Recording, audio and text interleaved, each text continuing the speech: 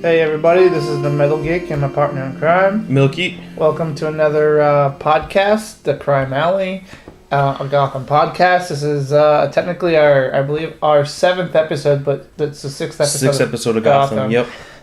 First and foremost, guys, let's make a little bit of correction. We have been telling you to We're going to spoil it.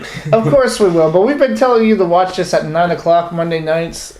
Scratch that. Watch it at 8 o'clock Monday nights. Oh, yeah. It's Sleepy Hollow that comes on at 9. That was a test to see if anyone was listening, but yes. Yeah, exactly. We'll go with that one. But you yes, could have won a prize, like, if you emailed us. We'll send you a shiny penny in the mail. No prize. It'll be, if you're real lucky, we'll color it so it looks like a two-faced coin. Yeah. That way you can never lose. Spoilers, guys. And yes, I'm going to be geeking out for the next 20 to 30 minutes into this podcast. Me too. We are going to be spoiling everything. So walk away now if you have not watched the episode yet. Come back once you have watched it. We're not going anywhere. Guys, let me start right off and say this, a little bit of trivia. This episode is actually written by one of my favorite writers, Ben Edlund. Mm-hmm. Now, if anybody recognizes that name, it's because he predominantly wrote for Angel, and he also wrote and was an executive consultant on Supernatural, and he has written some of the strongest episodes of both series. Yeah, this episode was really good. I was about to tell you before, whoever wrote this, so I have to see if they wrote any other episodes of Gotham yet, because this was awesome. Let's see what other worked, but you just told me. I cannot explain enough. That was one episode. I mean, I'm gonna tell you straight up, Milky. Ben Edlund is universally known as writing some of the strongest episodes in television. Mm-hmm. I put him up there with Tim Minear, Joss Whedon, and some of the best. Mm-hmm. And he has never disappointed in anything that I have seen him written. Whatever episodes he takes on for Gotham this year, expect a ride every time. I hope he does more. Getting right into the episode, there is so much to talk about here. It felt right away. It was our actually first flashback episode. You got your origins, we went back 10. Finally 6 episodes in. It was awesome. It opened up. It felt noirish. It felt like a Batman, the pulp aspect of Batman. It was dark, and it kind of reminded me of when you're introduced to Batman in The New Frontier. Yeah, where it's kind of like pulpy and all dark.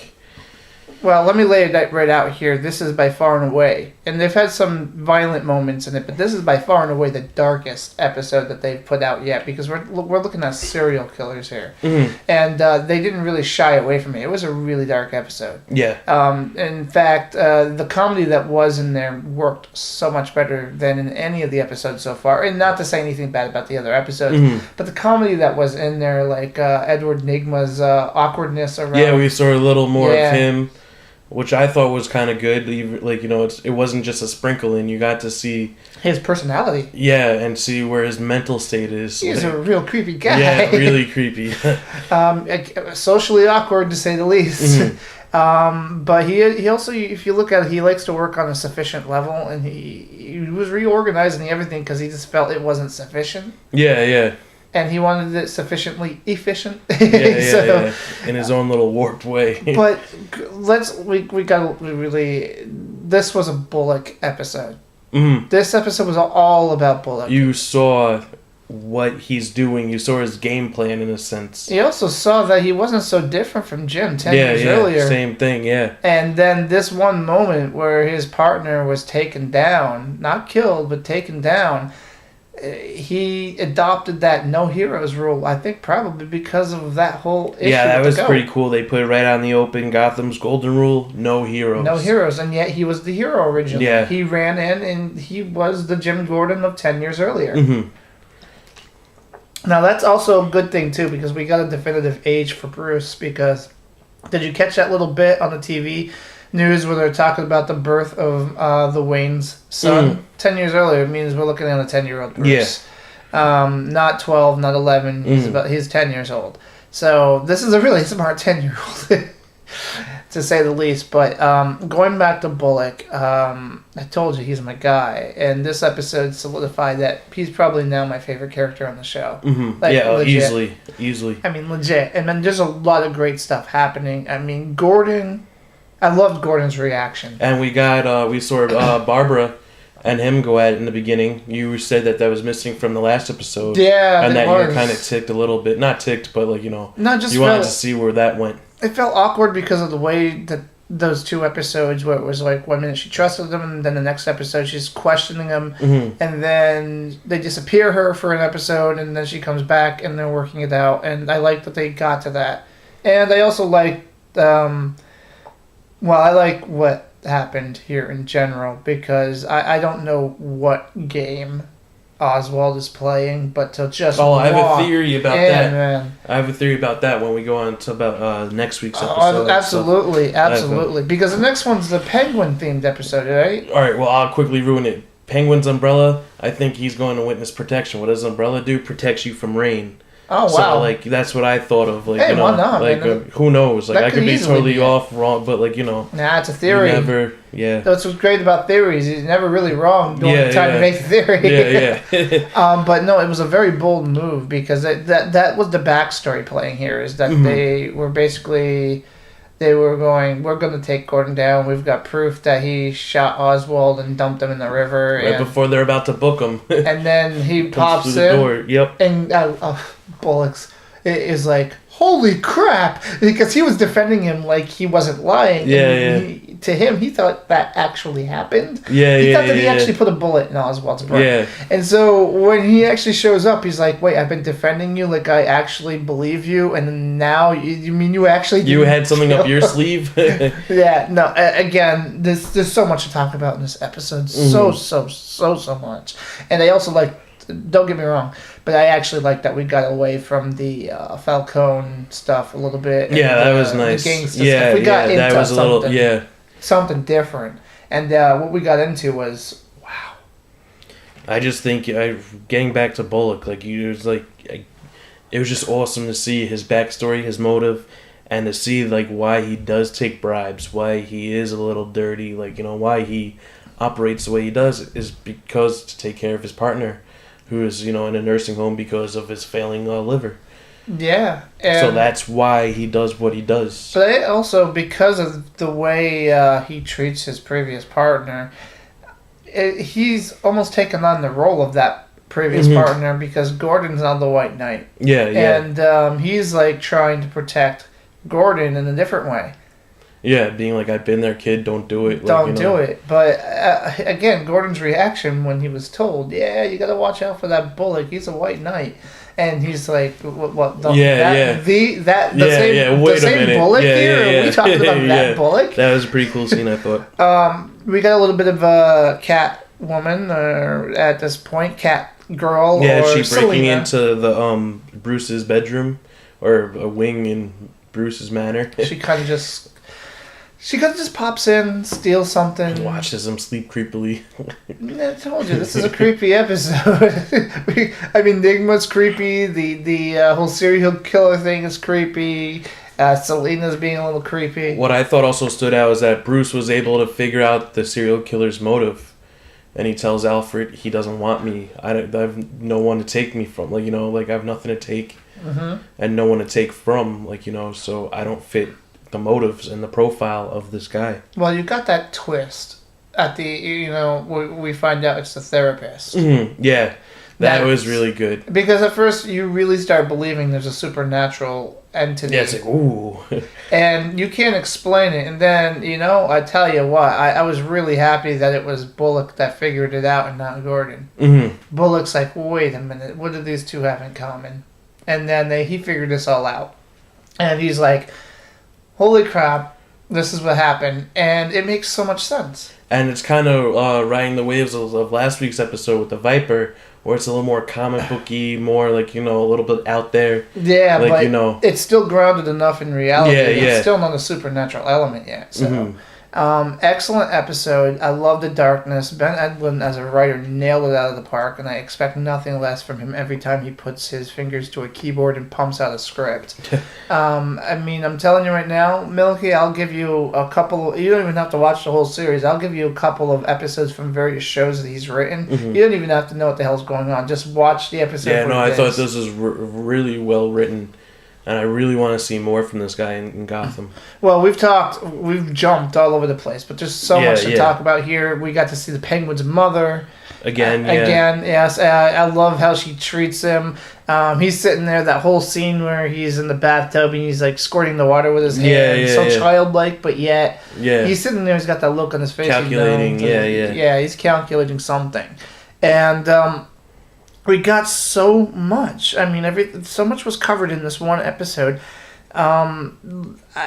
We could talk about it forever, but we should probably move on and maybe talk a little bit about our speculations. But first, I'm going to jump ahead a little bit. I want to rate this episode right now. You can go ahead first, Milky. I will go 4.5. 4.5 batterings, huh? Yeah. I'm giving it between a 4.5, 4.6. This was the strongest episode of the series. Yeah, I feel that too, yeah. Absolutely. And this is the first time that I've watched the show where I legitimately walked out of it and I was like, oh my god, this show could be great. Mm-hmm. I mean, I always knew it had potential. This was the episode that told me that, hey, this show could be an absolute great show. Yeah. So, speculations. Like I said before with the Penguin's umbrella, is that could be he's going into like some sort of witness protection or like, going to the cops for protection. Like other than that, I have no idea the game plan for what's going on. This episode kind of turned everything on its head. Yeah. I could see the Penguin letting Fish Mooney take out Falcone, and then a Penguin bumping Fish in the Graham's scheme of things. What about Maroni? Because he's still playing. Yeah, true. Yeah. I mean, I could see Fish taking out Falcone. I could see Fish taking out both of them. Yeah. And then Penguin wiping her out, like letting her do all the dirty work. Or it could also be that, the Penguin plays against Maroni, takes him out. Mm-hmm. Fish takes out Falcone, and then you have the Penguin and Fish going at it. Yeah. And this episode, he says, I want to go someplace. I'm going to do things. I'm not going to be a nobody. Mm-hmm. And it was a pretty prominent part of this episode. If I may make a speculation here, it's more with Gordon and Bullock. I feel like Gordon is, and it's not so much a speculation so much as it seems to be going this direction. Gordon's bringing out the white knight that Bullock used to be, and I think Bullock hates the hell out of that because he wants to play by that new rule, no heroes, because you do what you have to do, you do what's sort of right. And you see firsthand what could happen if you do play hero. If you do, exactly. Mm-hmm. So Gordon's pulling that white knight out of him, and Bullock is trying to combat it by basically saying, don't be a hero, kid. Yeah. You're going to be a hero and you're going to get people hurt. You're going to get yourself hurt. And in some ways, it has kind of panned out that way because of this situation with Barbara. Mm-hmm. Although Barbara is not like physically hurt or anything, but she feels left out. Mm-hmm. So we do have to... My speculation is that by the end of the season, Bullock is going to be pulling off some sort of big white knight act before all is said and done. Yeah. And I don't particularly see Gordon going the opposite direction. And I think we've said that before in previous episodes where we could see Bullock, when it comes down to it, he's going to do the right thing. Yes. And pull the white knight move like he just doesn't want to, man. Yeah. It's not his first choice. Yeah. No, I totally agree with that. I could see that happening. I mean, yeah. I'm going to ask you this. We're going to move on to our next segment here, but this one's going to be hard for me this week. I'm not going to lie about it. Do you have any nitpicks? I wish a couple more episodes could have been like this episode. That's a good nitpick. Than that... That's a good nitpick. Other than that, I'm just trying to be funny, but other than that, no, I don't. I just, like, what I have here, I liked it. It spotlighted one character, and for the whole episode, you saw what his past was like, what brought him to here, and how he's gonna play his deck of cards or his hand of cards till the end of the show. I'm watching the episode, and the only thing I could think of other than holy crap, this episode is awesome, is, well, hey, Milky has got to be loving the fact right now that he's getting an origin episode. Yeah. As a villain. I mean... I forgot about that, yeah. Well, Milky was in the show. Yeah. Not the Milky that's sitting by me right now, but Milky was in the show. They stole my name. So now we are forever tied into the show. Yeah. But not just that, but I was like sitting there, I was also thinking that this Milky sitting by me, is got to be loving the fact that we have an origin episode going on right now. Yeah. And because we are actually getting to see why and how Bullock is the way he acts. And I was happy. And like what I said, it was very noirish, very early Batman feel to it, like really Well, I have no real nitpicks. I mean, no. Not even really joking. I actually agree. That's why you got a 4. Why did I say 4.5? I mean, nothing. The only thing that prevented this from giving me a full 5 out of it is just that, again, I would actually agree with you, nitpick. There should have been more episodes this strong. And not to say that the series hasn't been good, but this is just a whole nother level of strong for this show. Yeah. And I hope it continues on that route. I really do. Don't let Bet Inland go, guys. If he's on your writing team, you keep him. Yeah. Please. And if you want my opinion, I can name off a few other writers you should get for your show, too. Don't get rid of the ones you currently have, because they're doing well, too. But in all honesty, I have very few nitpicks, so I really can't say much in that regard. I really can't. So with that said, let's move on to news. Let me start off by saying, guys, is that I've been predicting that the show is going to topple off in its ratings right around 6 million viewers. And I'm happy to say that this week's episode was 5.8 million. So again, it's sticking pretty close to that 6 million. And there's Monday Night Football going on. Yeah, the same usual crowds, yeah. Milky, you got some news to add here? Just that next week's episode is called Penguin's Umbrella, which we've been talking about all episode. Yeah. And episode 8 is going to be called The Mask, and that might be featuring Harvey Dent. We might be seeing our first look at Harvey Dent there. Around Bruce's age, a little older teen? Yeah, from what the actor looked like, he might be maybe 13, 14. Okay. Around there. So if Bruce is 10. Well, I actually pegged Bruce for about 12, so if Bruce that's is 10, what I thought. Very mature 10. Very extremely mature 10. This kid's got a whole wall, like one of those bulletin boards, and he's just pinpointing everything, and it's just like, that's what Batman does, but he does it with computers. Yeah, we're seeing obviously early. Yeah, so I'm telling you guys, he's gonna be Batboy. So, and we did see Selena Kyle take a peek at it, so she might either say something to Gordon later on, or might have looked at it just out of curiosity, or looked at it because she might be connected to that, maybe? That's possible. Who knows? I also, just to point out, I think this is the first episode that Jim, Gordon, and Bruce don't have a scene with each other. Oh, yeah. I could be wrong, but I'm pretty sure this is the first one. I believe so, you're right. But there was so much other things going on, you couldn't add another bite to it. Wow, this is probably one of our shorter podcasts here, but that actually opens us up to some other stuff. Is there anything else you want to add about Gotham before we head out on to another subject? No, not really. Well, as I was coming on over, Milky made me aware of some pretty awesome Marvel news. We've been representing DC now for a few weeks. If you guys want to hear a little bit of Marvel news right about now, well, we're not going to give you a choice. We're going to do it anyway. Yeah, it's pretty freaking awesome. I'm going to let Milky take over on this one because I haven't really got this news myself until he told me about it.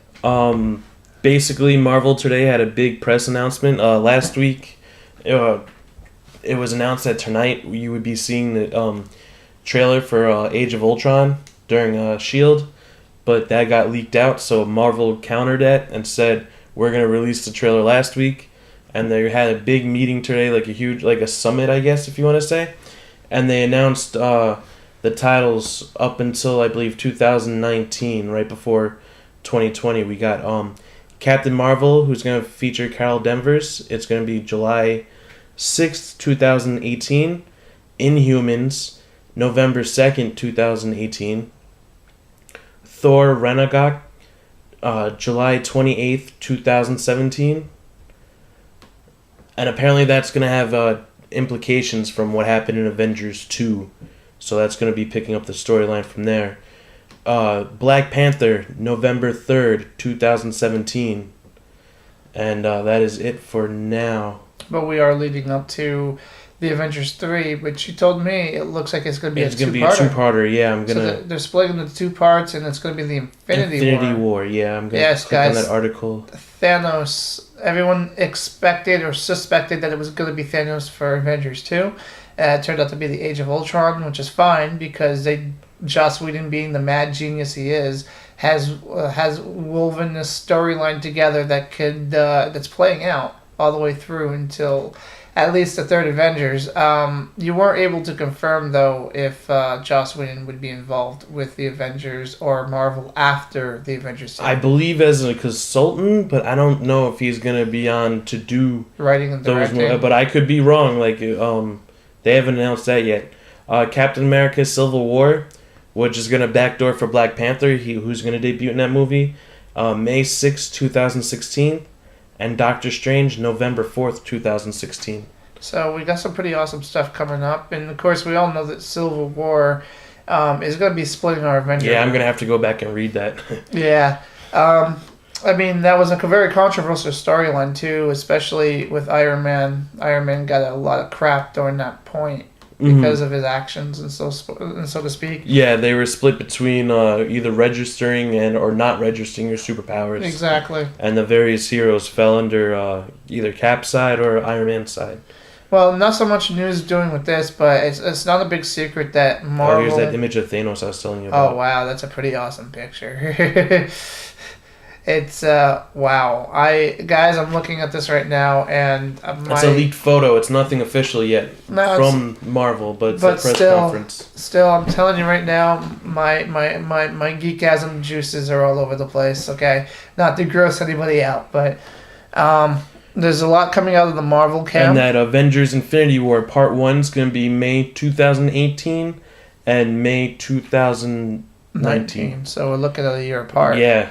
That's a common trend for movies now. I kind of wish though that they would do like a May release and then like November. A December. Yeah, that November. that would kill. They would wipe up with the summer blockbuster and then the Christmas holiday. Yeah. Well, I'm gonna go back for just a second to what I was saying before. No big secret, but Marvel has been trying to get Spider-Man back under their camp in the Marvel Cinematic Universe. Oh, and there's news about that. Let me pull that up real quick. Absolutely. See, guys, you're getting news live as we speak right now. I mean, we're literally looking this up and reading it to you as we are speaking. So this is how fresh we are. But from Kevin, the executive producer, he's been quoted to say, anything that wasn't specifically and obviously revealed today is either not true at all or is still a rumor until it's worked out.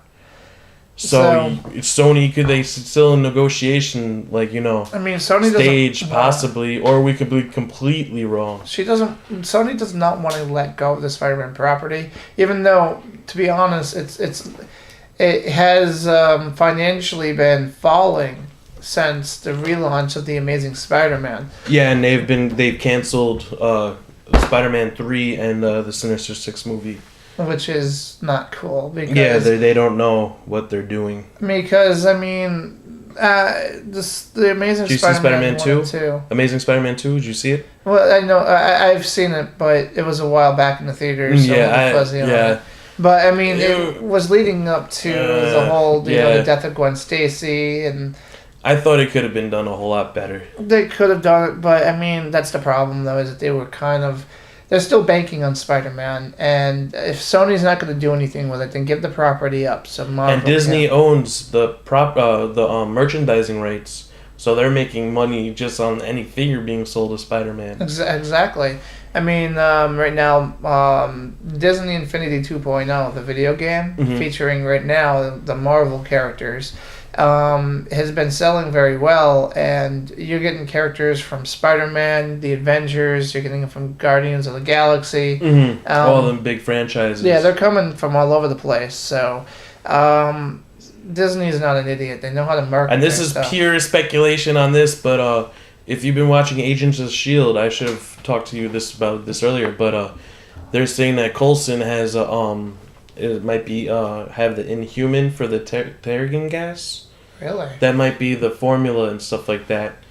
And Wow. that might connect into the Inhumans, but that's pure speculation. But it's a pretty cool speculation. Yeah.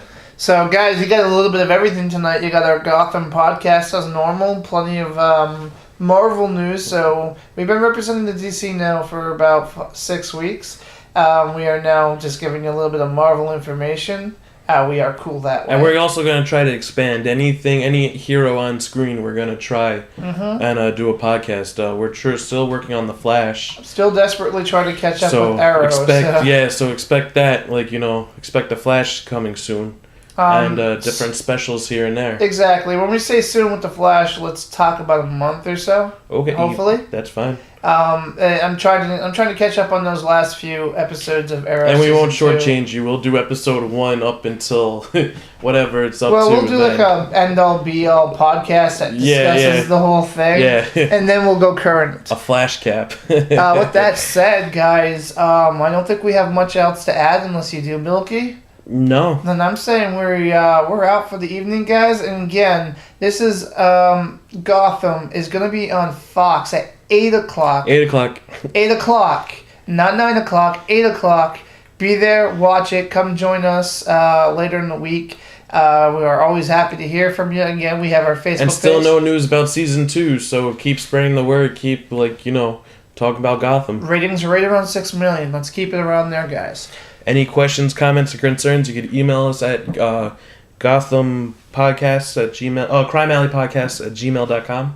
And of course, we got a Facebook page. Just look up Crime Alley. Gotham, yep. And you'll find us. We're still working on the downloadable versions of these. There's some implications that are preventing us from doing that, but we'll work on it. Technology loves us. It hates us. It does everything for us. It helps when you have a working computer, though. Of course. Craps out every now and then. Yeah, but it's on tonight. So anyway, guys, this is the Metal Geek signing out for this week. And Milky. Have a great one. We'll see you next week.